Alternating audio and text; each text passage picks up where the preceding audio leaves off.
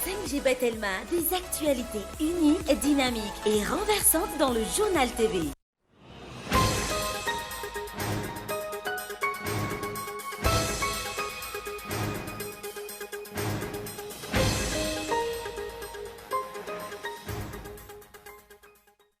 Antony iray mamotika ny fiainam-bahoaka eto amintsika ny ady la politika izay miteraka krizy maro ny fandimby. Tokony akalesona avokoa ny tsirairay miainga mitondra sy ny antoko politika ary ny vahoaka hoy ny ao anivon'ny Conseil du fampihavanana malagasy. Nateo aza ny fahatsarany vokabarika tany amin'ny distrikta Ambatondrazaka tamin'ity taona ity. Ny amora ny vidin'izany akandro mpanangom-bokatra azy any fotony amin'izao fotoana izao. Tsy voaja ny fepetra napetraky ny ministeran'ny varotra ka matiantoka ireo tantsaha. Eo amin'ny maresaka iraisam-pirenena nanatanteraka fivoriana tao Akrandro an'ireo firenena mikambana eo anivon'ny CEDEAO hijery ny drafitra sy ny hetsika hanoerana ny fitondrana miaramila ao Mali, Guinée ary Burkina Faso. Taorian'ny fiaronana tampony farany tsy nisy ny fanapa-kevitra anoraisina ary nanome iray volana ny CEDEAO isiny ny fifampirarahana. Ny andindin'ireo arahinao afaka fotoana fohy.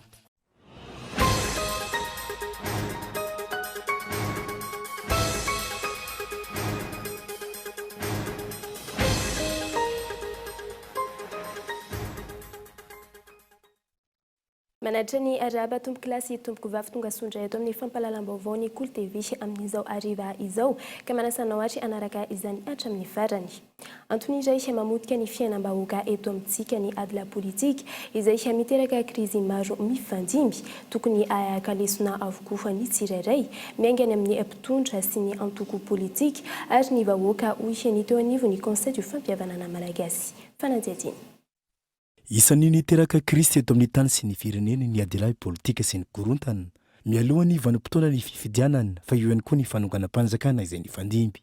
Tokony ahay akalesona ny mpanao politika sy ny vahoaka malagasy tsy vaky volo manoloana ireny toe-java-misy ireny raha ny fanohan-kevitry ny filohan'ny CFM na ny Conseil du fampihavanana malagasy. Mba tokony ahay akalesona koa tsika malagasy satria hitatsika ny voka-dratsy ny fandonana ara-politika. Moa ve zao ny lova avelatsika ho antaranakitsika. Moa ve culture de vengeance no ovoletsika amin'ny taranakitsika. Tako angamba fa mifanohitra amin'izany no tokony ataotsika dia ny isiany fakatiavany samy malagasy. Tsy midika zay fa tsy hisy ny antoko mpanohitra sy hoe sisa fa ao anatin'ny tanjo demokratika fampiasam-pahefana ara-demokratika izay no apetrakitsika eto amin'ny firenentsika. Efa akaiky ho tapitra ihany koa amin'izao fotoana izao ny fotoam-piasan'ireo tompokambana eo anivon'ny Conseil du fampihavanana malagasy ireto. Mety ho hatrany fampiresahana amin'ny ankolafy rehetra ahafahana misoroka ny disadisa ara-politika mialohany hiatrehana ny fifidianana ho an'ny taona 2024. Zay CFM dia misy mandat ary raha mbola araka ny voalazako amin'ireo namako ireo sy ny mpiara-miasa amiko raha mbola misy ray seconde raha tavela amin'ny mandatsika dia mampiavana ny malagasitsika. Izany hoe misy fotoana fotoam-piasanay ajaina io fa ao anatin'izay indrindra no nandraisanay andraikitra satria amin'ny taona ho avy tsika hanao fifidianana hiatrika ny fifidianana filoham-pirenena. Izay hitatsika fa ireo disadisa teto amintsika ireo dia saika disadisa nateraka ny fifidianana. Ka raha tsy mitarina tsika saolahy io indray miteraka krizy vaovao indray eto amin'ny firenentsika. Zay nahatonga anay na nahatonga an'ireo mpanao politika na mpanohitra io na mpitondra na ny ao amin'ny fiarahamonim-pirenena nyreo ray aman-dreny ara-panahy ray aman-dreny ara-drazana no atonganay ry zareo dia zay namoahanay ny boky anankiray izay efa naterinay eo amin'izareo CENI sy ry zareo amin'ny HCC sy ny ministère intérieur. Mitaky ezaka avy amin'ny sambatan'olona ny fametrana ny fihavanana eto amintsika raha ny fanazavana hatrany. Mitombo hatrany ny isan'ny olona voamarina fa mitondra ny valanaretina Covid-19 eto Madagasikara raha ny antotanisa ofisialy navoaka ny ministera ny fahasalamam-bahoaka mitotaly 1.7 ny tranga vaovao tamin'ny fitiliana miisa 320 sy 940 no totonsaina nefa 420 jona hatramin'ny 2 jolay 2020 sy 2020 lasa teo tamin'ny tatitra nivoaka androany fantatra fa olona 3 no namon'ny ainy misy 9 ankilany ireo ao anatin'ny forme grave tamin'ireo atranga vaovao ireo teto amin'ny faritra Analamanga avokoa ny akamarony manaraka azy ny faritra Vakina Karatra. Lafa vaovao hafa kosa indray tsy mbola atafarina ny resaka famokarana voly fanondrana any amin'ny faritra fitovinany taorian'ny vananaretina Covid-19 toy ihany koa ny rivodozany nifanisy tamin'ny voalohan'ny taona raha ny fanazavany ireo mpandraharaha any an-toerana tafiakatra hatrany amin'ny 520 isanjato ny fahapotehan'ny vokatra raha ny fanazavany ireo tantsa any an-toerana ao anatin'ny fanarenana izany ireo mpandraharaha any an-toerana amin'ny fanadihadihana. Fiakatra 520 isanjato ny fahasimban'ny vokatra any amin'ny faritra fitovinany taorian'ny fandalovan'ireo rivodozany fanisy teto amin'ny firenena tamin'ny fiandohan'ny taona.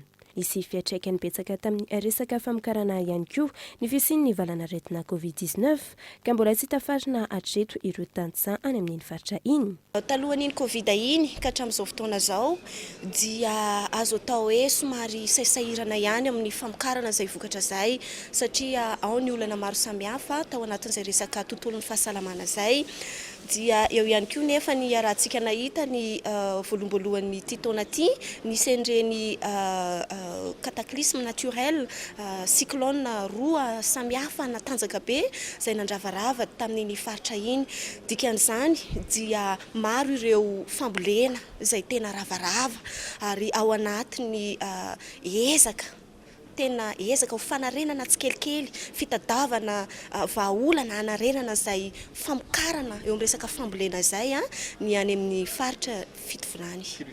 Saika any amin'ny faritra fitovinany no ahitana maro ireo voly fanondrana raha ny fanazavana ireo mpisehatra. Tsy ireo tantsaha rehetra any amin'ny faritra no afaka manondrana ireo voly novokarina raha ny fanazavana. Fanondrana mbokatra aloha any amin'ny faritra Tsimotsinanana amin'izao fotoana izao tsy ndretrarehetra no manao an'izay no afaka manao an'izay indrindra moa fa ireo mpamokatra ireo tantsaha zany tiako atongavana inona ny antony mbola tsy ampy ilay fahaiza-manao ahafahana manatratra an'izay norma zay amin'ny fanondranana vokatra kanefa izy ireo dia mazoto ary liana amin'izay fanondranam-bokatra zay ireo olona vitsivitsy izay manambola ihany no afaka manondrana amin'izao fotoana izao kanefa ny tanjonay satria moa tena vehivavim-pandraharaha ao anatina plateforme ihany koa dia miezaka izahay manao izay azonay atao tsikelikely hoe inona ny tokony atao ahafahana miankadre an'ireo vehivavy izay tafiditra ao anatin'ny plateforme anay. Efa misy ny tolon-dalana sy fampiofanana omena ireo tantsaha ahafahan'izy ireo miroso amin'ny fanondranana ireo vokatra. Nanantanteraka fanadiovana sy fanentanana ireo ankizy tany amin'ny faritra Anosy Be sy Anosy Zato androany ny Kolokitra etsika izay tafiditra tao anatin'ny fanamariana ny andro iraisam pirenena amin'ny tsy fampiasana harona plastika. Fanadihadiana olona saina.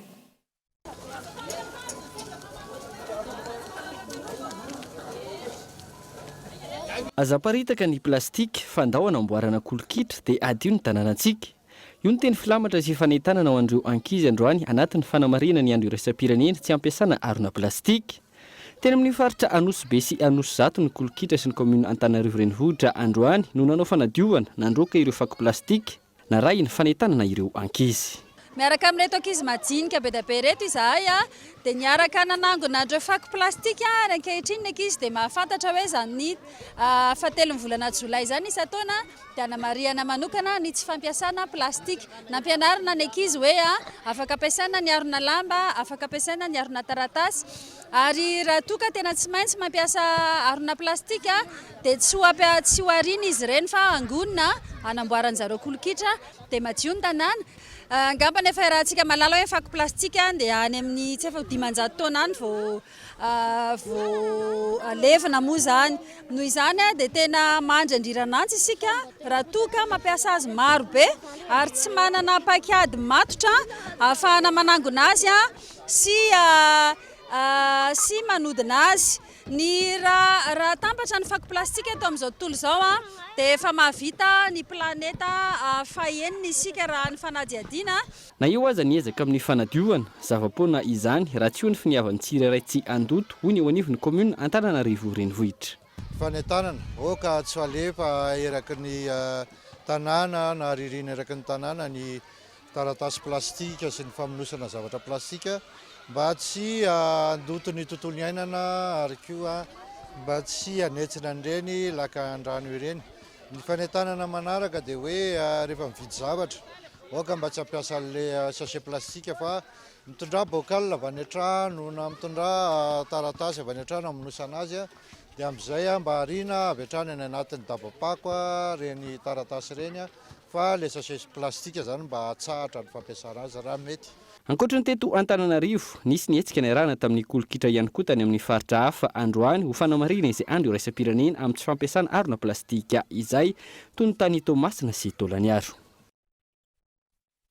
Napetraka any amin'ny faritra Vakinankaratra ny tetikasa RSE na ny responsabilité sociétale des entreprises. Tetikasa izay napetraka manokana ho fampandraisana anjara ireo orinasa tsy miankina any an-toerana amin'ny fiarovana ny tontolo iainana. Fanadihadiana.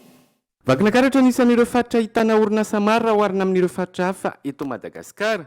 Arak'izany dia misy ny tetikasa antsoina hoe RSE na ny responsabilité sociétale des entreprises. Tetikasa izay natao indrindra ho fiarovana ny tontolo iainana, iarahana amin'ny fiadidina ny faritra Vakinankaratra sy ny fitalavam-patry ny tontolo iainana aty an-toerana ary ireo orinasa maro izay miasa eto. Tanjo tetikasa ny hanome tamberina ndraikitra ho an'ny fiarahamonina amin'ny alalan'ny fiara-miasa amin'ireo orinasa tsy miankina, tsy antery ary an-tsitrapo-tanteraka ny fanaovana izany ho famerenana amin'lohan'ny indray ny tontolo iainana. Tena manana ndraikitra izy ireo hiaro sy amerina izany tontolo iainana izany amin'ny tena izy. Marina fa ny resaka responsabilité sociétale des entreprises dia tsy antery akory fa an-tsitrapo na izany na izany ary nefa dia mila ny fahatsiarovan-tena ireo orinasa ireo, mila ny fandraisana andraikitra ireo orinasa ireo dia tena mila mifandraika amin'ny politika mpampandrosoana ny faritra ny asa izay ho ataon'izy ireo, ny andraikitra sy ireo asa mivaingana amin'ny resaka tontolo iainana, famerenana amin'lohan'ny ny tontolo iainana izay indrindra zany ny tena imasoanay ary iadina tokoa ao anatin'izao atrikasa lehibe izao. Tafiditra indrindra ao anatin'ny fanatsarana ireo faritra rovana eto Vakinankaratra ity tetikasa ity izay ilaina amin'ny fitantanana maharitra ireo harena voajanahary ary mitondra makany amin'ny fampandrosoana eo amin'ny sehatra ny fizahantany sy ny fampandrosoana ara-ekônomika. Ho an'ny Vakinankaratra manokana dia ahitana faritra rovana misy efatra. Zavatra tena andrasanay zany anatin'ny fomba fijery amin'ny mampitantana ny faritra rovana dia ny fahatsapanana izay hoe mahazava-dehibe ny faritra rovana eo amin'ny lafiny ara-tsosialy sy ny ara-ekônomika. Fantatritsika tsara fa raha hoe amin'ny resaka sehatra ny fizahantany dia anisan'ny voalohany antony atongavan'ny mpizahatany eto Madagasikara ijeren'ireo harena ara-voajanahary eto Madagasikara. Dikan'izay aiza no ahitana an'ireo harena ara-voajanahary ireo anatin'ny faritra rovana no misy an'ireo. Noho izany ilay faritra rovana zany dia anisan'ny hoe mandray anjara lehibe anatin'ny hoe fampandrosoana ara-ekônomika eto Madagasikara amin'ny alalan'ny fampidirana ny vola vahiny isan-karazany. Misy an'ireo ataontsika hoe tombotsoa maimaimpona omen'ireny faritra rovana ireny, omen'ireny harena voajanahary ireny. Izay no mahatonga anay hoe miezaka miara-mientana amin'ny tompona andraikitra eto amin'ny faritra sy ny orinasa tsy miankina mba ahafahana hoe atongavana amin'izay hoe fandraisana andraikitra ara-tsitrapo, fiaraha-mientana amin'ny fiarovana ny faritra rovana sy ny harena voajanahary izay. Hatreto dia ny faritra Vakinankaratra irery ihany no faritra voalohany eto Madagasikara mampiatra ny RSE na ny responsabilité sociétale des entreprises izay natao manokana ho fiarovana ny tontolo iainana ary ho fampandraisana anjara n'ireo orinasa. Mialohan'ny hidirantsika amin'ny tapany faharoa ny fampahalalam-baovao hisendrikelintsika ao anatin'ny ireto dokavarotra ireto. Ndawary.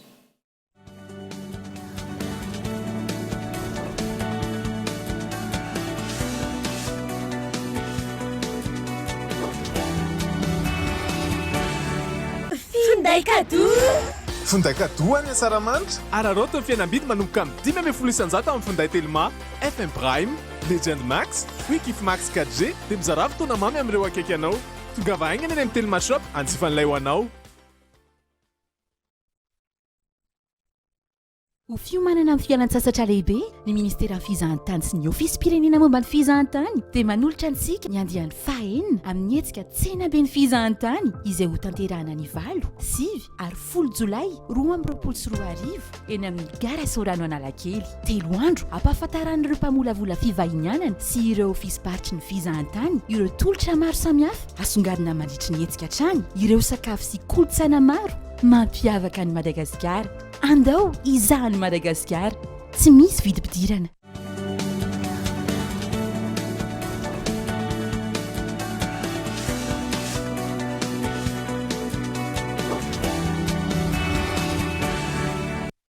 Tavaverindray eto amin'ny fotoana ny fampahalalam-baovao isika aparitaka manerana ny nosy ho an'ireo tantsaha manao vary antanidy ny Generika 4 izay karazana masomboly avy any Afrika noho ny tsy fampin'ny rano handrahana ireo tanimbary no nanosehana ireo mpamboly hiditra kokoa amin'ny vary antanidy hoy ny tompon'andraikitra. Fanadeziny Onasana.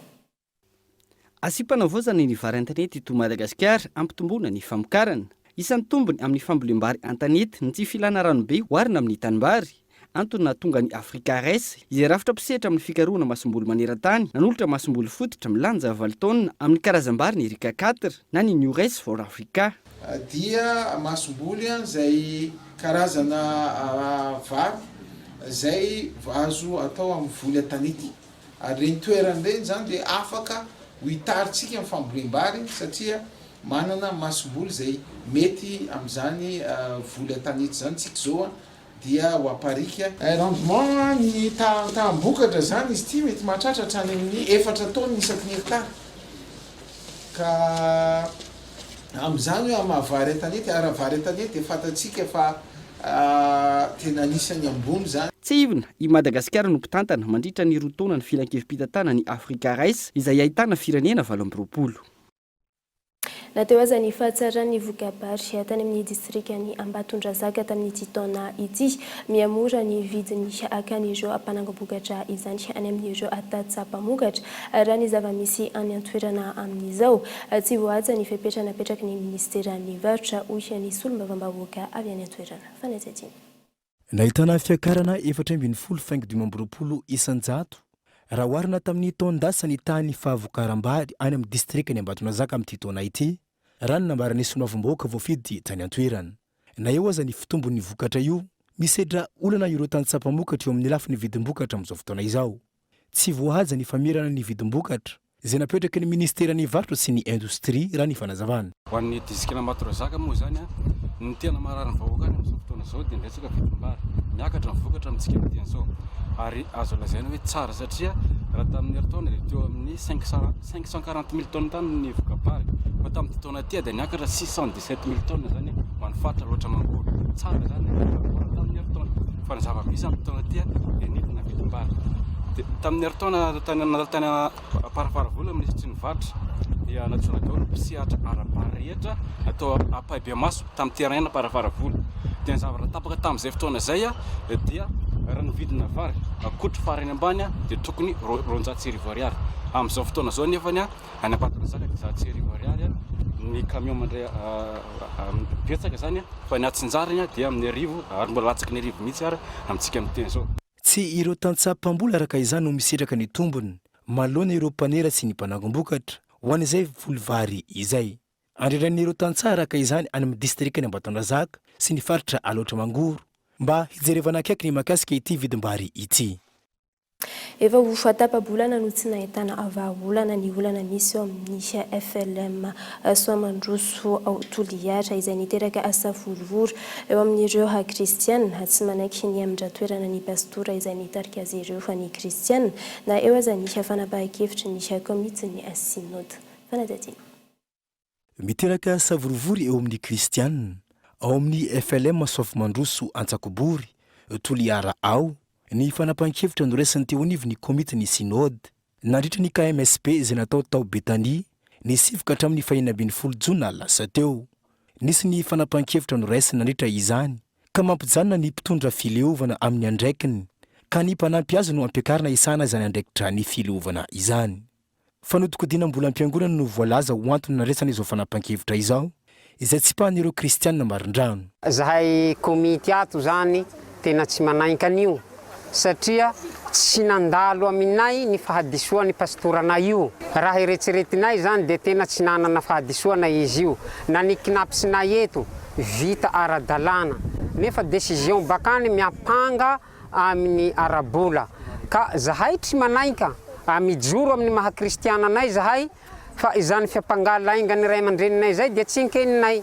Manaraka an'izay dia misy amin'ny famindram-pahefana io ny mpitondra fileova lasa tsy hitandraka ny fitandrema manerana ny FLM eto Madagasikara dia mbola tsy nahaheno an'izany izahay eto Soamandroso.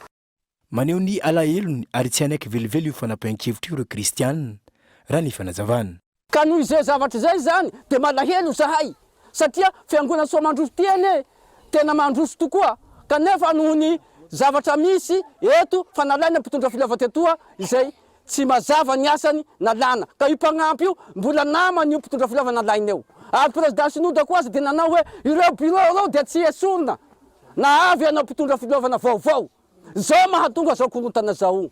Ka dia ambaranay zany fa zahay eto Soamandroso dia tsy manaiky an'izany. Asan'Andriamanitra ity mila mijoro, mila manaiky fa hoe an Jesosy ty fa tsy aniza. Manao antsoava amin'ny mpitondra mahefa eo anivon'ny fiangonana loteriana araka izany ireo kristianina mba hijeraka aiky sy hamahany olana misy mba hisiany filaminana eo anivon'ny fileovana Soavamandroso ao Toliara ao. Ny rotsaka antsiatra nanampy ny teo anivon'ny komuna Mananjary amin'ny fanamboaran-dalana ireo fa tanora mifondra ao anatin'ny fikambanana fitanami ny fitsapoan'izy ireo fa famanana aditsy amin'ny fampandrosoana no antony nanovan'izy ireo fa izany asa izany fanajajiny Henri Florien. Nanatanteraka asa fanadiovana sy fanatsarana ny lalana miditra ao amin'ny fokotany Andalanjavidy ao anatin'ny komuna Ambonivohitry Mananjary ireo tanora mpikambana ao anatin'ny fikambanana fitanami na ny fikambanan'ny tanora Andalanjavidy miray androany. Natao izao izy ireo mba ho fanomezan-tany ny onivon'ny komuna Ambonivohitra amin'ny fikarakarana ny tanàna.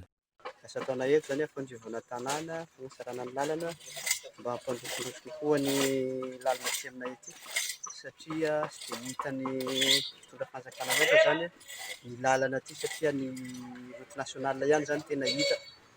Izao zany izay agnatin'ny fikambanan'ny tanora eto Andalanjavidy dia no amin'izao esika zao no fanesika sena koa ny tanora namana mba hiara-esika aminay amin'izao fandrivana lalana zao eto zany zao lavaka be ty teto dia zao zany zao namboamboarina izao dia totry lavaka zany zao dia mbola mitohy fagnasarana ary fandrivana ny tanàna dia amin'izao moa zany amin'izao esika taona izay dia mangataka izay amin'ny mpitondra fanjakana amin'ny dia malala tagnana mba hanampy amin'ny ty asa taona ity.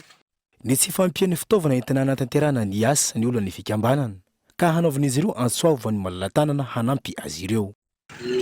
Tena mara zany ay mila fitaovana aho entina hanasarana ny lalana ity ireo zany fa lavoreta sy angady dia eo koa le hoe davapaky koa zany ny ilaina zay fa ny tena mafisy koa zany dia sarasara koa zany mba ilaina koa zany hoe mba manana karazana fitafy mampiavaka anay satria eno zany fikambanana zay fa fikambanana anisany vao androso ity zany dia zay antony anafisana fangatahana asa fatsika bary tokoa ary manohana ny ezaka ataon'ny fiadizana ny tanàna ny Mananjary Ambonivohitra izao esika ataon'ny tanora fitanami izao raha ny fanazavana hatrany. Nampihetsi-po na ho an'ny mpihira na ho an'ireo ampankafy androany ny fampisehoana niarahana tamin'ny tarika zay izay enentina anisarana aninary ampanakanto namana no faniaran'ira tamin'ny malala tamin'izany ary raha ny sombony tamin'ny fampisehoana.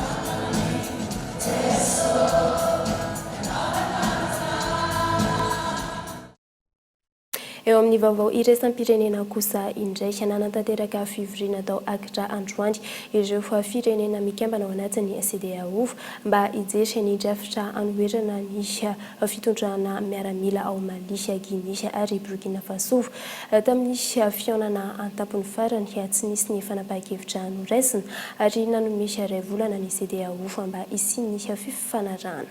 Fanadihadiana eo amin'ny sariny France 24.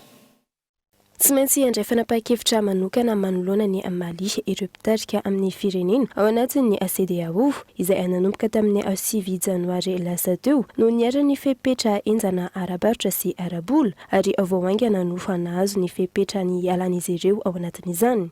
I Burkina Faso sy firenena saheliana iray no hiaran'ny fanafiana jihadiste ary tsy mbola fantatra ny momba ny Guinée ao anatin'ny CEDEAO. Mikasany hijanona ao anatin'ny fitondrana mandritra ny 3 taona ireo miaramila. Nandritra ny 2 taona nahitana fanonganam-panjakana ny fanjimpy atao Afrika. Dia izay indray tompoko lasy sy tompoko vavy no azona natolotra tamin'ity androany ity ankasitrahanay no nanaraka izany hatramin'ny farany. Veloma tompoko.